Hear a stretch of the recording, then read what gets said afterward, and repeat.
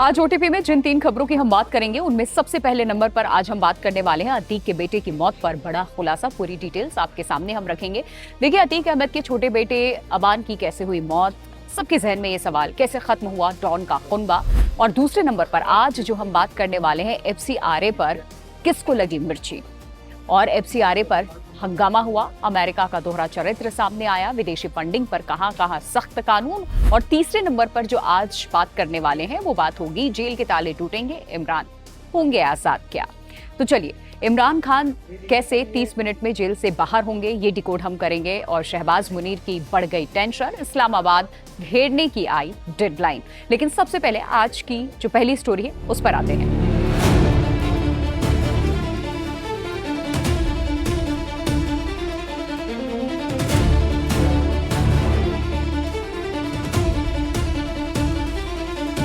कभी उत्तर प्रदेश की राजनीति और अपराध की दुनिया में जिस अतीक अहमद के नाम से लोग खौफ खाते थे, आज उसी परिवार का एक और सदस्य मौत का शिकार हो गया।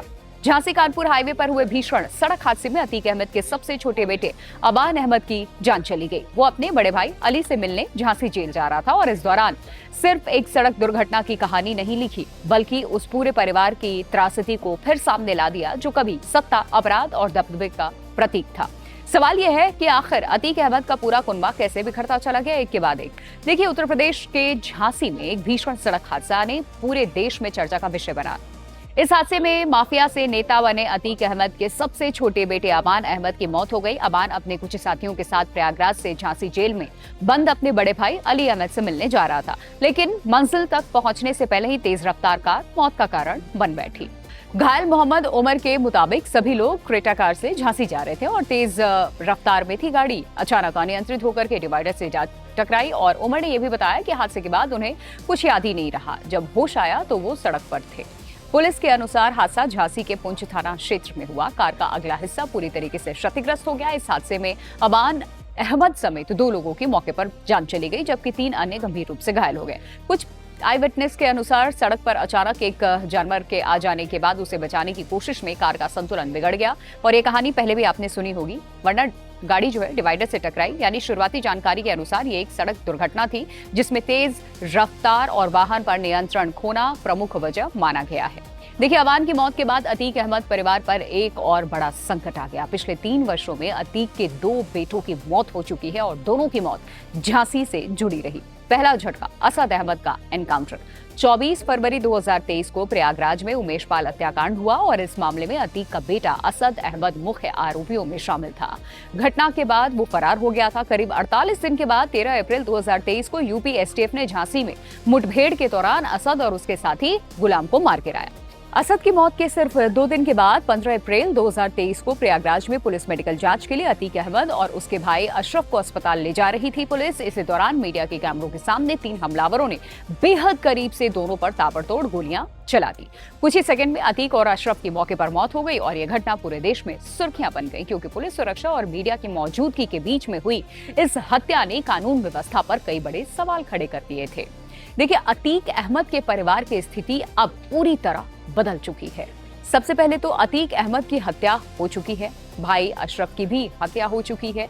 इसके अलावा बेटा असद एनकाउंटर में मारा गया था। अब सबसे छोटा बेटा अबान सड़क हादसे में जान गंवा बैठा है और बड़ा बेटा उमर जेल में बंद है। दूसरा बेटा अली झांसी के जेल में बंद है और पत्नी शाइस्ता परवीन उमेश पाल हत्याकांड में नामजद हैं और लंबे समय से फरार है। परिवार के अन्य सदस्य भी अलग अलग मामलों में वांछित या फिर कानूनी कार्रवाई का इस वक्त सामना कर रहे हैं।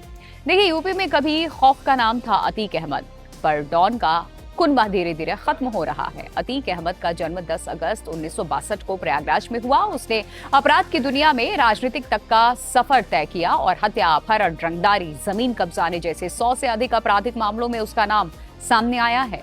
इसके बावजूद वो 5 बार विधायक और 1 बार फूलपुर से सांसद भी बना है। लेकिन 2023 के बाद घटना ने पूरे परिवार की तस्वीर बदल दी है। पहले बेटे का एनकाउंटर, फिर खुद अतीक और अशरफ की हत्या और अब सबसे छोटे बेटे अबान की सड़क दुर्घटना में मौत। इन घटनाओं ने उस परिवार को लगभग बिखेर दिया जो कभी उत्तर प्रदेश के सबसे प्रभावशाली आपराधिक परिवारों में गिना जाता था। अबान अहमद की मौत सिर्फ एक सड़क हादसे की खबर नहीं है, ये उस परिवार की कहानी का नया अध्याय भी है जिसने कभी अपराध, राजनीति और सत्ता के दम पर अपना साम्राज्य खड़ा किया था। आज उसी परिवार के कई सदस्य या तो मारे जा चुके हैं, जेल में हैं या फरार हैं। हालांकि अबान की मौत के मामले में शुरुआती जानकारी सड़क दुर्घटना की ओर इशारा करती है, लेकिन पुलिस की जांच पूरी होने के बाद ही हादसे के सभी कारण स्पष्ट होंगे। इतना तय है कि अतीक अहमद का कभी ताकतवर माना जाने वाला कुनबा अब लगातार टूटता और बिखरता नजर आ रहा है।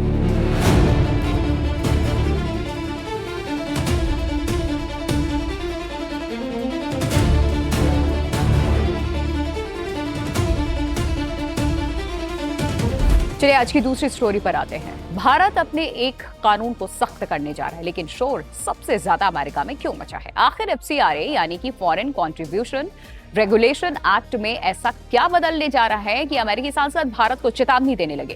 क्या ये सचमुच धार्मिक आजादी पर हमला है जैसा दावा किया जा रहा है, या फिर ये सिर्फ विदेशी फंडिंग पर पारदर्शिता बढ़ाने की कोशिश है? सबसे बड़ा सवाल यहाँ ये है कि क्या भारत अकेला ऐसा देश है जो विदेशी फंडिंग पर सख्त कानून बना रहा है, या फिर अमेरिका, यूरोप और रूस समेत दुनिया के कई देश पहले से ऐसे नियम लागू कर चुके हैं? आइए एफएसीटी के आधार पर पूरे विवाद को समझते हैं। भारत सरकार एक बार फिर से foreign contribution regulation act FCRA में बदलाव की तैयारी कर रही है। ये वही कानून है जो तय करता है कि भारत में किसी एनजीओ, ट्रस्ट, शैक्षणिक संस्थान या धार्मिक संगठन के विदेश से पैसा कैसे मिलेगा, उसका उपयोग कैसे होगा और उसकी निगरानी कैसे की जाएगी। हालांकि प्रस्तावित संशोधन अभी कानून नहीं बने हैं, लेकिन इनकी चर्चा शुरू होते ही अमेरिका से राजनीतिक प्रतिक्रिया आने लगी। रिपब्लिकन सांसद राइली मूर ने इन बदलावों को लेकर चिंता जताई और दावा किया कि इससे भारत सरकार चर्चा और मार्मिक चैरिटी संस्थाओं पर ज्यादा नियंत्रण हासिल कर सकती है। उन्होंने इसे ईसाई समुदाय के खिलाफ कदम बताया और कहा कि अगर ये कानून इसी रूप में लागू होता है तो सोचिए भारत अमेरिकी संबंधों पर इसका सीधे असर पड़ेगा। लेकिन सवाल यहाँ यह है कि क्या भारत जो कर रहा है वो दुनिया में पहली बार हो रहा है? तो इसका जवाब नहीं है। सबसे पहले समझते हैं एफसीआरए आखिर क्या है। तो एफसीआरए यानी कि फॉरेन कंट्रीब्यूशन रेगुलेशन एक्ट का उद्देश्य विदेशी फंडिंग पर प्रतिबंध लगाना नहीं, बल्कि उसे पारदर्शी और जवाबदेह बनाना है। सरकार ये सुनिश्चित करना चाहती है कि विदेश से जो आने वाला पैसा है वो किसने भेजा, सबसे पहली बात।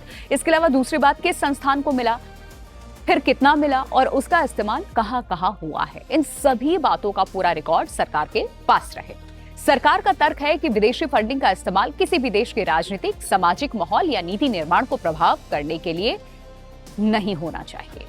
और सरकार जिन बदलावों पर इस वक्त विचार कर रही है उनमें मुख्य रूप से कुछ पॉइंटर्स हैं, वो आपके सामने रखती हूँ। विदेशी फंडिंग की सेंट्रलाइज ट्रैकिंग होनी चाहिए और असल दानदाता यानी कि जो डोनर है उसकी जानकारी अनिवार्य करना, फंड के उपयोग की विस्तृत रिपोर्ट भी तैयार हो, प्रशासनिक खर्चों पर कड़ी निगरानी हो, विदेशी फंडिंग के उपयोग में जो पारदर्शिता है वो और ज्यादा होनी चाहिए, ट्रांसपेरेंसी जैसे प्रावधान शामिल बताए जा रहे हैं। मतलब साफ है कि सरकार चाहती है कि विदेशी पैसा पूरी तरह से ट्रैक हो सके और उसका कोई हिस्सा बिना जानकारी के उधर उधर ना जाए।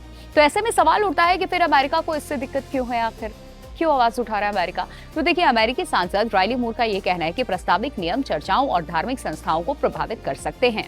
उन्होंने इस धार्मिक स्वतंत्रता से इसको जोड़ते हुए भारत की आलोचना की और यहाँ एक बड़ा सवाल खड़ा होता है कि क्या अमेरिका खुद विदेशी फंडिंग पर सख्त कानून नहीं रखता है क्या?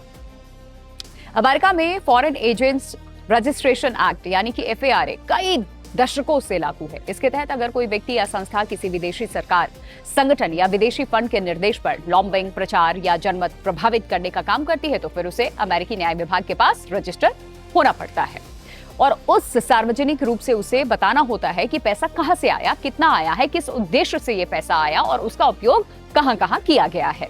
ये सारी चीजें हैं। तो सरकार इन रिकॉर्ड्स की जांच भी कर सकती है, यानी कि अमेरिका खुद विदेशी प्रभाव को लेकर के बेहद संवेदनशील है और सिर्फ अमेरिका ही नहीं, भारत के प्रस्तावित बदलाव दुनिया के कई देशों के नियमों से मेल भी खाते हैं।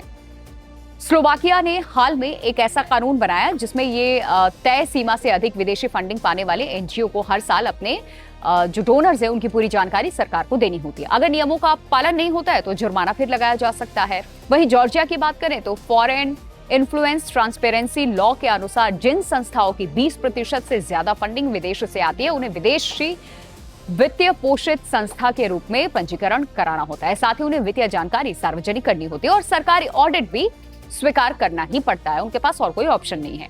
तो रूस की भी बात करें तो रूस का कानून तो इससे भी ज्यादा सख्त माना गया। विदेशी फंडिंग पाने वाले संगठन को विशेष रजिस्ट्रेशन कराना पड़ता है, उनके खातों की जांच कभी भी की जा सकती है, जरूरत पड़ने पर लाइसेंस रद्द भी किया जा सकता है रशिया में, और साथ संस्था के संचालन पर रोक भी लगाई जा सकती है यहाँ। तो देखिए, भारत का एफसीआरए विदेशी फंडिंग पर प्रतिबंध लगाने के बजाय रेगुलेशन और ट्रांसपेरेंसी पर आधारित है। तो इसमें पहले से ही लाइसेंस प्रणाली और समय समय पर नवीनीकरण और इसके अलावा बैंकिंग निगरानी, रिकॉर्ड रखने की बाध्यता और उल्लंघन पर कार्रवाई हो, ऐसे प्रावधान पहले से मौजूद है। संशोधन इन्हीं व्यवस्थाओं को और मजबूत बनाने की दिशा में देखे जा रहे हैं। तो आज पूरी दुनिया में विदेशी फंडिंग को लेकर के सरकारें ज्यादा सतर्क हो रही हैं। कारण बिल्कुल साफ है, राष्ट्रीय सुरक्षा अपने देश की बात है, विदेशी प्रभाव से बचना, चुनावी पारदर्शिता और नीति निर्माण पर बाहरी दबाव कम हो, मनी लॉन्ड्रिंग और अवैध वित्तीय नेटवर्क, इससे भी बचा जा सके। और इन्हीं वजहों से कई लोकतांत्रिक देशों ने पिछले कुछ वर्षों में अपने कानून और कड़े कर दिए हैं, जिसमें एफसीआरए पर छिड़ी बहस केवल भारत तक सीमित नहीं है। यह बहस इस सवाल पर भी है कि किसी देश को अपनी सीमाओं के भीतर आने वाले विदेशी धन पर कितना नियंत्रण रखने का अधिकार है।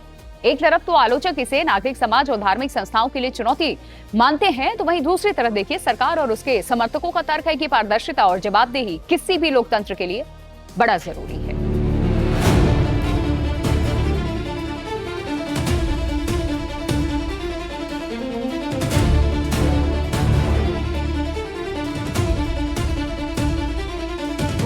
क्या पाकिस्तान में एक और बड़ा सियासी विस्फोट होने वाला है? क्या इमरान खान की रिहाई के लिए अब निर्णायक लड़ाई शुरू हो चुकी है? और क्या 27 सितंबर पाकिस्तान की राजनीति का सबसे बड़ा टर्निंग पॉइंट बन सकता है? देखिए, 3 साल से जेल में बंद मिस्टर खान यानी कि इमरान खान के समर्थक अब सिर्फ प्रदर्शन नहीं बल्कि इस्लामाबाद मार्च की तैयारी कर रहे हैं। खैबर पख्तूनख्वा के मुख्यमंत्री ने दावा कर दिया है कि अगर न्याय मिल जाए तो इमरान सिर्फ 30 मिनट में जेल से बाहर आ सकते हैं। सवाल यह है कि क्या शहबाज शरीफ सरकार और सेना प्रमुख फील्ड मार्शल असम मुनीर पर दबाव बढ़ रहा है या ये सिर्फ राजनीतिक शक्ति प्रदर्शन है? 5 अगस्त 2023 को गिरफ्तारी के बाद इमरान खान कई मामलों में जेल में बंद हैं। उनकी पार्टी पाकिस्तान तहरीक इंसाफ यानी पीटीआई लगातार यह आरोप लगा रही है कि उनके खिलाफ दर्ज अधिकांश मामले राजनीतिक उद्देश्य से बनाए गए हैं। दूसरी ओर देखिए, शहबाज शरीफ सरकार इन आरोपों को खारिज करते हुए ये कहती है कि कानून अपना काम कर रहा है। लेकिन 3 साल के बाद भी इमरान खान पाकिस्तान की राजनीति के सबसे बड़े चेहरा अभी भी बने हुए हैं। जेल में रहते हुए भी उनकी पार्टी लगातार सत्ता प्रतिष्ठान को चुनौती देती रही है और यही वजह है कि उनकी गिरफ्तारी की तीसरी बरसी पर पूरे पाकिस्तान में विरोध प्रदर्शन देखने को मिले। और सबसे बड़ी रैली खैबर पख्तूनख्वा की राजधानी पेशावर में हुई, जहां पीटीआई की सरकार है, जहां मुख्यमंत्री सुहेल अफरीदी ने बेहद आक्रामक भाषण दिए। उन्होंने कहा कि पीटीआई किसी रियायत की मांग नहीं कर रही बल्कि सिर्फ न्याय चाहती है। उन्होंने ये दावा किया कि अगर अदालतें निष्पक्ष फैसला दे दे तो इमरान खान 30 मिनट के भीतर सोचे जेल से बाहर आ सकते हैं। और ये बयान सिर्फ राजनीतिक नारा नहीं था बल्कि इसके साथ उन्होंने 27 सितंबर को इस्लामाबाद मार्च की घोषणा भी कर दी और साफ संदेश था कि अगर न्यायिक प्रक्रिया में बदलाव नहीं हुआ तो लाखों समर्थक राजधानी का रुख करेंगे। इमरान समर्थकों के प्रदर्शन पर पाकिस्तान के कई हिस्सों में पुलिस ने सख्त कार्रवाई की। पंजाब के लाहौर, रावलपिंडी और मियांवाली में लाठीचार्ज किया गया। लाहौर के मॉल रोड पर प्रदर्शनकारियों को हटाया गया। पीटीआई का यह दावा है कि केवल पंजाब में ही 75 से ज्यादा कार्यकर्ताओं को हिरासत में लिया गया, जबकि कुल गिरफ्तारियां 100 से अधिक है। अब देखिए, कराची का सदर इलाके में पुलिस ने आंसू गैस का इस्तेमाल किया और कई प्रदर्शनकारियों पर आंसू गैस दागे, गिरफ्तार किया गया। सिंध के अन्य शहरों में भी गिरफ्तारियों की खबरें सामने आई। सोशल मीडिया पर वायरल वीडियो और पुलिस प्रदर्शनकारियों के बीच में झड़पें देखी गईं। कुछ पत्रकारों के साथ कथित मारपीट की घटनाओं पर मीडिया संगठनों ने भी विरोध दर्ज कराया। उनमें भी गुस्सा है। इमरान खान की जो बहन है अलीमा खान, उन्होंने कहा कि रिहाई आंदोलन अब अगले चरण में प्रवेश करेगा और जल्द नई रणनीति घोषित की जाएगी। पूर्व केंद्रीय मंत्री मुनीस इलाही ने आरोप लगा दिया कि इमरान खान को पर्याप्त चिकित्सा सुविधा भी नहीं मिल रही। उन्होंने दावा किया है कि उनकी आंखों की रोशनी प्रभावित हुई है। मुलाकात का जो अधिकार है सीमित किया गया। पीटीआई नेता शेरियार अफरीदी ने कहा कि जेल में रखने के बावजूद इमरान खान का मनोबल बिल्कुल तोड़ा नहीं जा सका और जनता आज भी उनके साथ पाकिस्तान की खड़ी है। मामले में अंतर्राष्ट्रीय स्तर पर भी ध्यान खींचा गया। एमनेस्टी इंटरनेशनल ने पाकिस्तान सरकार से इमरान खान के अधिकारों का सम्मान करने की अपील की। संगठन ने कहा कि उन्हें निष्पक्ष सुनवाई, परिवार से मुलाकात और कानूनी सहायता और पर्याप्त चिकित्सा सुविधाएं मिलनी चाहिए। हालांकि पाकिस्तान सरकार ने पहले भी ऐसे आरोपों को खारिज किया है और कहा है कि सभी कानूनी प्रक्रियाओं का बड़ा पालन यहाँ पर किया जा रहा, ध्यान रखा जा रहा। पीटीआई ने साफ कर दिया है कि अगर उनकी दो प्रमुख मांगे पूरी नहीं हुई, जिसमें इमरान खान और बुशरा बीवी के मामलों की निष्पक्ष सुनवाई और दूसरी वकीलों, डॉक्टर्स, रिश्तेदार और पार्टी नेताओं से नियमित मुलाकात, तो 27 सितंबर को इस्लामाबाद मार्च निकाला जाएगा। और ये सिर्फ एक प्रदर्शन तब नहीं होगा, बल्कि केंद्र सरकार और सत्ता प्रतिष्ठान पर राजनीतिक दबाव बनाने की पूरी कोशिश होगी। पीटीआई लगातार ये नैरेटिव बना रही है कि अप्रैल 2022 में इमरान सरकार हटने के बाद पाकिस्तान की अर्थव्यवस्था कमजोर हुई, आतंकवाद बढ़ा और विदेशी नीति भी प्रभावित हुई। दूसरी ओर सरकार का ये कहना है कि देश आर्थिक संकट और सुरक्षा चुनौतियों से जूझ रहा है और कानून व्यवस्था बनाए रखना उसकी जिम्मेदारी है। यानी पाकिस्तान में राजनीतिक संघर्ष अब सिर्फ अदालतों तक सीमित नहीं रहा, बल्कि सड़क और जन समर्थन की लड़ाई में बदलता दिखाई दे रहा है। इमरान खान की गिरफ्तारी के 3 साल के बाद भी पाकिस्तान की राजनीति उन्हीं के इर्द गिर्द में घूमती दिखाई दे रही है, उतनी दुरुस्त। एक तरफ सरकार कानून का हवाला दे रही है, दूसरी तरफ पीटीआई इसे राजनीतिक प्रतिशोध बता रही है। अब सबकी नजर 27 सितंबर पर है। अगर इस्लामाबाद मार्च होता है तो पाकिस्तान में एक बार फिर बड़े राजनीतिक टकराव की स्थिति बन सकती है। और सबसे बड़ा सवाल यही रहेगा कि क्या ये दबाव इमरान खान की रिहाई का रास्ता खोलेगा या पाकिस्तान एक और लंबे राजनीतिक गतिरोध की ओर बढ़ रहा है। तो ओटीपी में आज ये 3 खबरें थी। कमेंट करके आप अपनी राय हमसे साझा कर सकते हैं।